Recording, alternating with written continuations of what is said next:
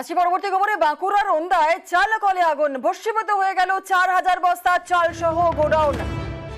বাঁকুড়ার ওন্দায় চাল কলে আগুন, ভস্মীভূত হয়ে গেল 4000 বস্তা চাল সহ গোডাউন।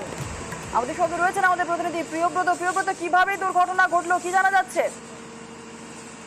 3টে নাগাদ ঘটনার প্রথম নজরে আসে এবং চালকলের যে গোডাউনের নিরাপত্তা রক্ষী তারাই প্রথম দেখতে পান এবং আগুন লেগেছে বলে তারপরেই খবর দেওয়া হয় যা মালিক রয়েছে, এবং তারপর স্থানীয়রা ছুটে আসে, কিন্তু আগুন নেওয়ার চেষ্টা করলেও আগুনের যে লেলিয়ান শিখা সেটা কোনোভাবেই আয়ত্তে আনা যাচ্ছিল না। এবং তারপর কিন্তু এই আগুন নিয়ন্ত্রণ করতে দমকলে খবর দেওয়া হয়। দমকলের পর 3টি ইঞ্জিন এক এক করে আসে এবং তারপর আগুন এই মুহূর্তে নিয়ন্ত্রণে কিছুটা হলে চলে এসেছে এবং দিক করে এখনো আগুন জ্বলছে।